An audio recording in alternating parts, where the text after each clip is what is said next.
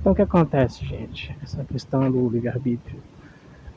Se vocês estudarem uma carta de astrologia kármica, vocês vão perceber que a mesma pessoa continua errando, repetindo a mesma experiência várias vezes, ou seja, reencarnando, sempre reincidindo no mesmo problema, no mesmo erro e continua repetindo. Como um aluno que está apanhando de ano na escola e por mais que se tente, a coisa não se evolui. É óbvio que continua repetindo, porque a pessoa tem um implante, a via neocórtex cerebral do corpo astral, que obriga ela a repetir a experiência. Porque não existe livre-arbítrio. É tudo grande mentira. O nosso livre-arbítrio, se muito chegar, chega a 15% na vida, mas diante de coisas, direito a escolhas supérfluas nós temos a fazer. Como a cor do carro que você quer, da roupa, coisas bobas. Mas praticamente o caminho já é traçado para cada um de nós desde o início. A questão é, quem traçou esse caminho? Foi uma hierarquia harmônica ou desarmônica? Aí é que está a questão. Foi uma hierarquia prisional ou você próprio do outro lado traçou esse caminho com missão? Essa é a grande pergunta. Então, quando nós entramos na simulação, nós já escolhemos muitas vezes interpretar o papel de um ser bonzinho ou mal. Porque na verdade não existe essa coisa de bom e mal lá em cima.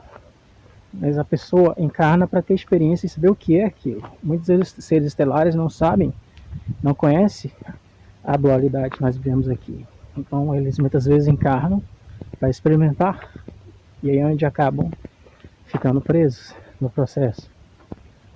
Por não saberem lidar com isso, que não é fácil. Então o que acontece? A questão do livre-arbítrio, uma vez que já não existe, e nesse experimento todo que está sendo avaliado aqui é a índole. Você é uma pessoa má porque você sente prazer em praticar o mal, isso te faz feliz? Ou você é uma pessoa má porque você tem uma programação astrológica kármica somada à indução social que você vive, política, religiosa, que te obriga a ser uma pessoa má, mas no fundo você não quer ser uma pessoa má. Essa que é a questão. A índole, até na maldade, você pode reconhecer as pessoas que têm índole ou não. Então essas pessoas que possuem índole diante dessa experiência, na qual o livre-arbítrio é praticamente quase zero, vão ser transferidas para um plano melhor. E as outras vão continuar reencarnando dentro do simulador quântico, controlado pelos draconianos aí após o pulso solar, que vai ser o que vai impor a transição planetária. Nada mais é do que o reset desse ar que controla o processo encarnacional terrestre. Então, eu sei que o assunto é um pouco complexo, mas tudo que nós aprendemos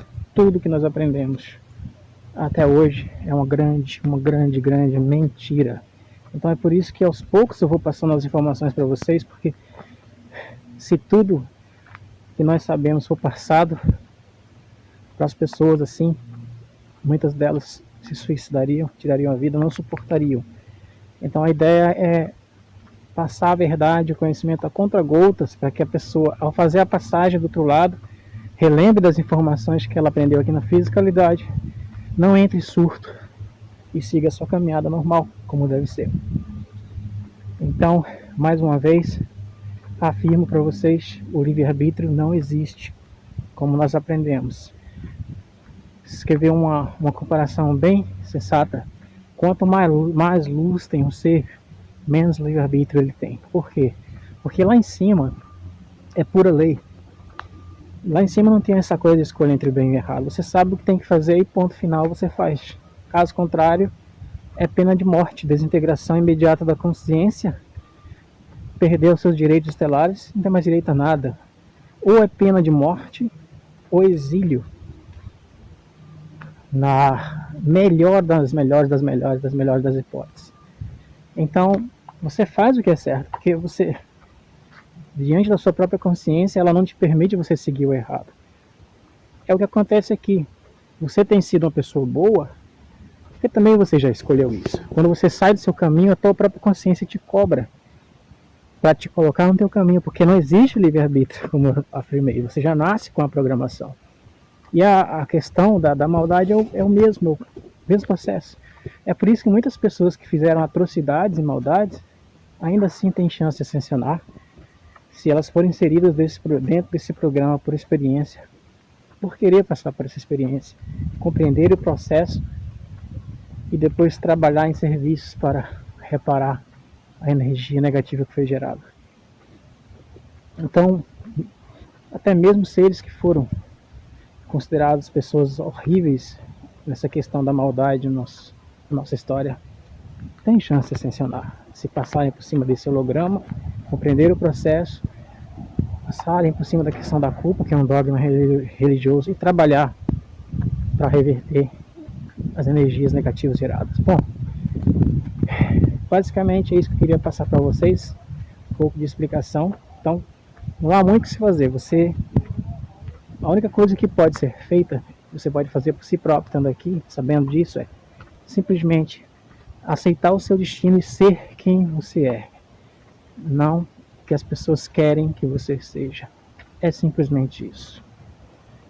E à medida que você está sendo quem você é, você vai saber disso, porque o seu coração vai estar vibrando ao saber que você está sendo você mesmo dentro da programação que você escolheu, sem resistir, porque na verdade você nem opção de escolha tem.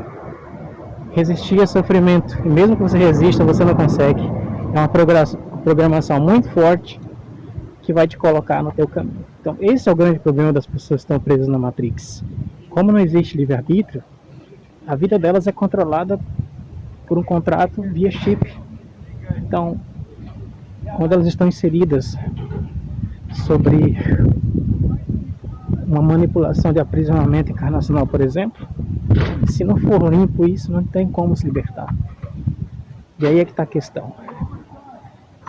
Nem tudo pode ser limpo. Algumas coisas dá para mexer e outras não, dependendo do tipo de contrato que foi feito antes de sentar nesse simulador quântico. Bom, é isso que eu queria passar por enquanto. Assim que puder eu faço mais vídeos aí para vocês. Grande abraço. Até a próxima.